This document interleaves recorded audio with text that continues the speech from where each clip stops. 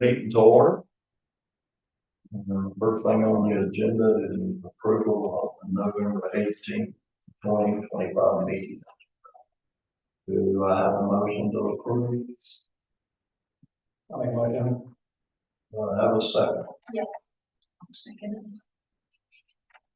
All those in favor?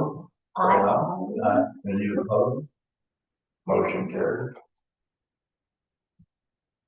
Next thing on the agenda, approval of October 21st, 2025 meeting minutes. Do I have a motion to approve that? I'll make a motion again. Do I have a second? Yes. Second. All those in favor say aye. Aye. Any opposed? Motion carried. Next thing on the agenda, public comment. Anybody got anything today? Do we have any public comment joining or? I don't see anybody online. Okay, thanks.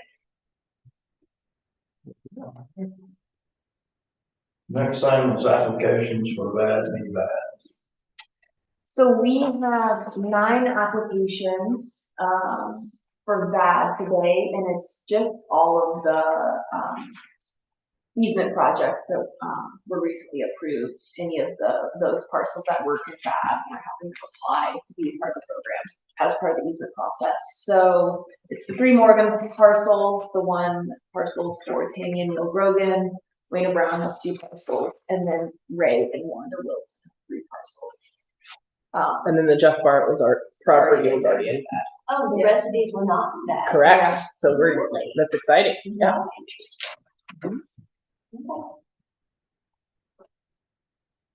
Motion, wait, are there any, it's just the bad, no, Just correct. motion to approve the bad project.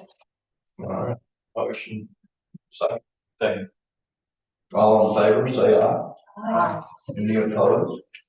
Motion carries. And I just summed the acreage. That was like 420 acres. That's not going to be a bad. The 420, you said? 421.05.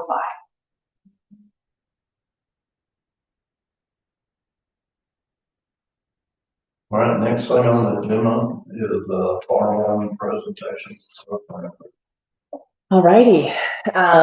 So yeah, Martha and I have been working really hard over the last month since last we met to put together all of the NCDA agricultural growth zone grant applications for the 7 projects that you guys approved in September. And so, you know, while we had this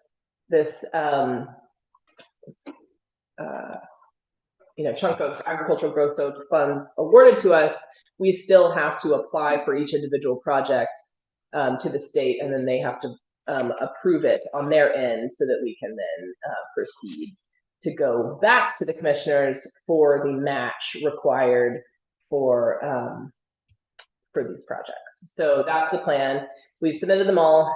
We've talked to the state. They said, you know, in the next month or so, they will review all of them and let us know, and then we'll be back to the commissioners probably in February or so for the rest of the easement purchase funding, and then we'll be ready to start on due diligence for all of those projects. So that is for Saddlebrook Farm all the way through Morgan Branch C.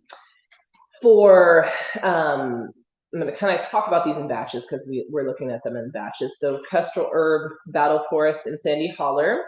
We are working on all 3 of those to finalize that baseline documentation report, deed work, and title. We have closing dates for all 3 of those in January.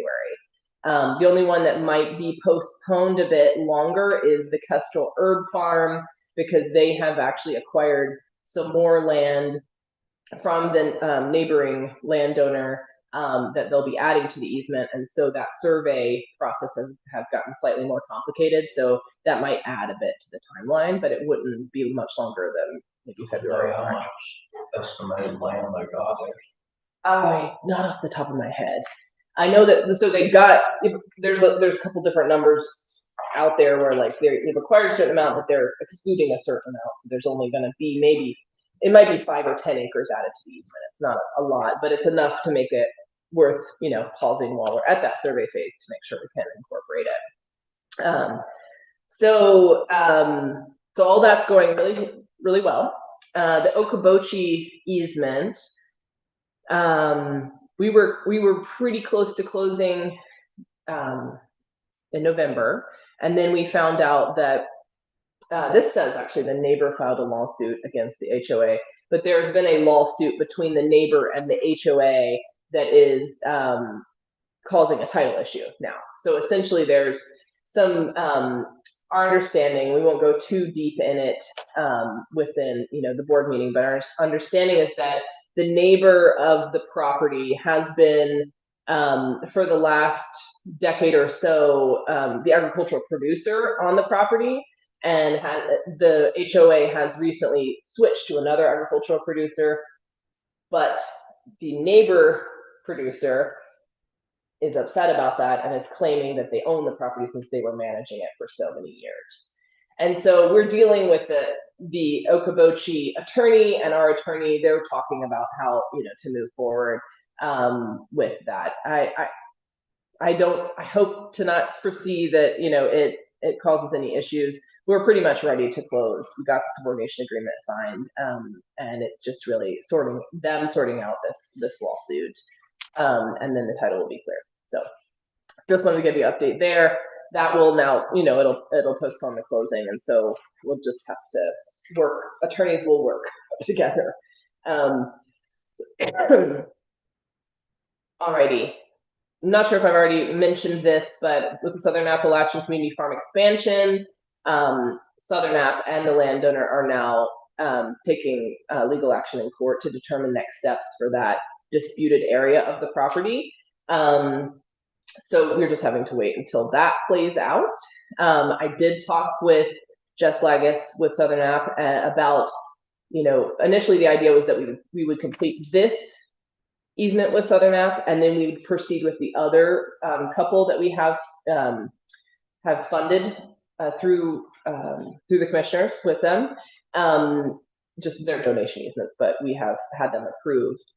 And now she met with Carl, her director, and it sounds like they're okay to start on the Jenkins branch, Southern Appalachian Jenkins branch farm, now that this one has been held up because of this legal action situation. So we plan in the next 6 months or so to start working with them on starting the due diligence on the Jenkins branch property, which is very close to this one and is also kind of seen as a community farm expansion property. So, all right. Splendor Valley, we had a tentative closing date, and everything was going to work out beautifully. We had exactly the right amount of time, and then the government shut down for 6 weeks, and so that delayed it, and so that won't be happening now. So we are in the process of updating the appraisal. This is was done before the government reopened, so we will work with the NRCS and CDA on the next steps to get that closing scheduled again. So that should be a matter of a month or two. All right, and so then we're on to the Rogers Farm Trust and David Rogers projects. We have David Rogers scheduled closing on December 8th. So we're gonna go ahead and close this section of the farm before, in the past we've closed all the projects at once if it's one big family farm. But in order to go ahead and move forward, we're moving forward with the David Rogers tract. So we will have a December 8th closing on that, which is very exciting. And then same situation with the Rogers Farm Trust tract. We are required to have all the trust beneficiaries sign an agreement saying they understand that the trust is putting in a conservation easement on the property. And we have reached out to all the beneficiaries, gotten them all the documentation, and we're waiting for them to return these signed agreements. So unfortunately, that is what is required by the trust. If something is going to devalue the asset of the trust And with the land being the asset, an asset of the trust, the beneficiaries of the trust have to agree to do the easement. And so and they're seen as not the landowners or the trustees, they're seen as the trustees' children. So it's become a bit more complicated because of that and because of the complexity of the trust, because the trust was created several decades ago. So yeah, it's a learning lesson with trusts. And not necessarily something And like. these are the beneficiaries, because usually Mhm. that's unusual. It's an unusual trust. Okay, because I was gonna say typically it's the grantors or whomever who make the decisions about the trust, not the beneficiary. Right. I mean, and so my understanding is because the beneficiaries have potential financial interest in the trust, if anything's going to devalue, it's really, the focus is this devaluing the asset of the trust because we're protecting it. It's going to be worth less after it's in an easement. That is what brings in the beneficiaries because they are seen as having a financial interest in the trust. And this came from our attorney. This came from the trust attorney and our attorney. Yeah. So yeah, it's unfortunate, but it is what it is. Are we making progress with them signing? Like, is somebody in the family working on this? Yes. So we've sent it out to all the landowners. I mean, all the beneficiaries. We have Mary Jo calling all the grandkids. 6 or 7. Yeah. We sent out a cover letter explaining what it all is, trying to make sure that we're answering questions and trying to get it moving as much as we can. But just the fact of the matter is it's, 7 different people that we're having to wait on their decisions. And it's unfortunate because it opens up this kind of potential can of worms of should one of them not, be a support of it. So we've really put it on the landowners being like, hey, these are your kids, talk to your kids, explain this. This is what's holding it up. So that's at this point, that's our job, is continue to talk to the landowner and be like, get your kids to sign it. And typically we don't deal with this type of situation when it's either just, a standard single or multiple ownership. But the trust piece of it, unfortunately, lets in, the opinions or decisions of other people. Okay, and then we'll, kind of end on a exciting note. We closed the Sluder easement on October 22nd. That was probably a 4 or 5 year process because we applied for grant funds multiple times. And very happy landowner. As you can see from our closing picture, we were all very excited to have this project conserved. This is in your neck of the woods. It's off of North Beaver Dam Road. Beautiful old white farmhouse, kind of that you drive by. Farm community right there. Yeah. So very exciting. Mr. Sluder doesn't live there, but his 2 kids and their families live on the property, and so it's very special to him. And then lastly, we'll talk about the Fisher Farm, but that's I think a discussion we can move into closed session for. Amy was going to join. I have a couple of questions before you Yes. get that. So on the first ones that you submitted, the AGC grant, Mhm. and that money, the additional funds that you will need to come back for the commission from the bond funds, that is kind of. That's already allocated. Yeah, correct. This is essentially it's not a courtesy. It's to get the project. It's for the commissioners to see that those funds are coming from that project, but they've already been requested. We requested it back in February to make sure that they're kind of their own little pot of funding. Correct. Make sure on that. Yeah, no new funds. So, and I'll make sure that we're clear on that when we present to the commissioner. And then going back to the BVAD, so is the total BAD and BVAD that we have now in Buchan County, that is 22,141.05? Is that correct? That's with everything we just approved. With the ones. With the new. Yeah. Alrighty. Would you send Amy a message and see if she wants to join virtually? We may or may not need her to join. We had that discussion last time we talked about this project. And we do It have, would be good if she's here. it would be. Yeah, I think so.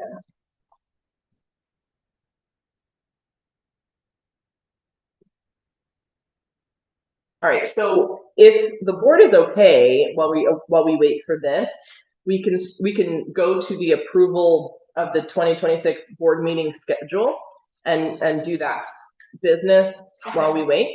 Oh, So just as a reminder, last year we voted, so every year, typically right before the beginning of that calendar year, we bring the list of next year's board meeting dates, to you. You vote on them, and then we get those out to our communications team and we get all that scheduled. So that's what this is. And in the past, the board has decided to not meet in December because a lot of times it's getting really close to the holidays and we just can't make quorum. So we have left off the December date. And as a reminder, that would mean that our next meeting in December, we won't be meeting in December. So we wanted to make sure we got this done in November so we'd be ready for January. So if you'll take a look at that list of dates, I believe it is, Marika put it together and it's all the third Tuesdays of the month. So, sounds good. and you just have to vote on this list of dates, and then that is all we need. We need a motion to approve. I'll make a motion to approve the 2026 board meeting calendar. Do I have a second? Second. Yep, all right. All those in favor say aye. Aye. Opposed? Agreed. Schedule approved. We come back on my birthday. Nice. Okay. We wanna wait for her before we. Yeah, I'm gonna call her. Just call her in the hallway. See if we can at least just get her on the phone. Anybody have an announcement for discussion? Make my birthday note. Yeah. Real birthday's tomorrow. That got leaked earlier. Oh, really? Yours is tomorrow? It is. Oh, then we Thank should you. sing happy birthday, Carl. Recorded for all the years. Happy birthday to you. Happy birthday.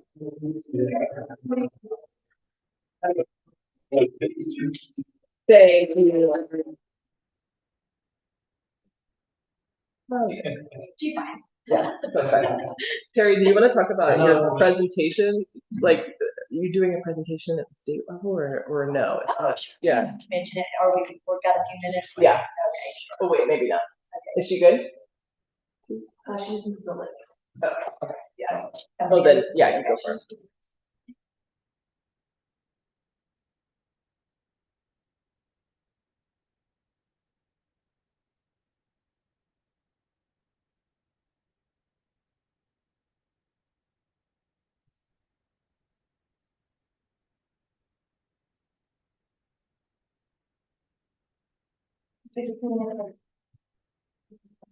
Your girls are around 13. Only 18. 18. They're Are they seniors? They are freshmen in college this year. Are they twins? Yes. Do you? I didn't know that. Oh, have fun. Chase must be a grandpa at this Oh, point yeah. because his daughter was expecting at our last meeting. Yeah, so that's why he can't be here today. I think he said he wasn't going to be here because he was going to be. Oh, how sweet. Yeah. Grandpa Chase. Old Well, people. while we're waiting on her, I will say, so I'll try to remember to send you all an email, but we're having a fun little Sandy Mush holiday gathering and you're all invited. It'll be at the Sandy Mush Community Center, December 6th. Is that a Saturday? It's a Saturday, 2 to 4. And you can drop in at any time. And we'll have. What? Oh yeah, our youth are having an art show, their very first art show, which is exciting. So they're doing that and we'll have all kinds of snacks and whatnot. It's the family friendly event. So family and friends are welcome. Awesome. Amy's on here now. Fantastic. Awesome. Amy, can you hear us? I can hear you. Can you hear me? My computer camera is being a butt, so I can't see you, but I mean, you can't see me, but We can hear you. And just to remember, we're live streamed, and we'll go into closed session in a second once you guide us to go into closed session. live stream. Awesome. Awesome.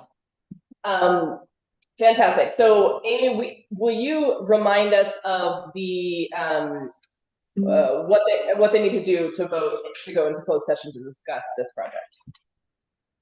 Let me find the statutory citation.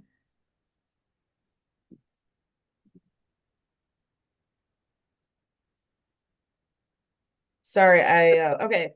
So someone needs to make a motion pursuant to North Carolina. Let me rephrase this. Is somebody making a motion to go into closed session pursuant to North Carolina statute 143-318.11 to discuss, what are they discussing? Fisher. The Fisher conservation easement issue. Oh. Hang on.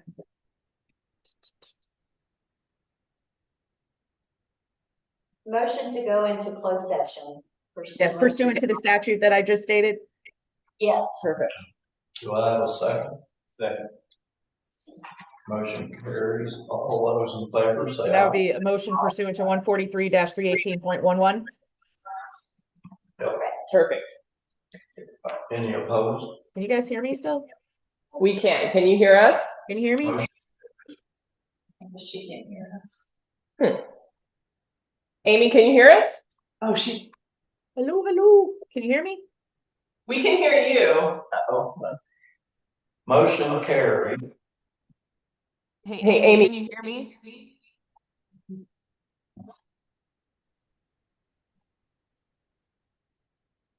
Hey, y'all, if you just give me a minute, I'm gonna stop the live stream because you're gonna need to speak to Amy, correct?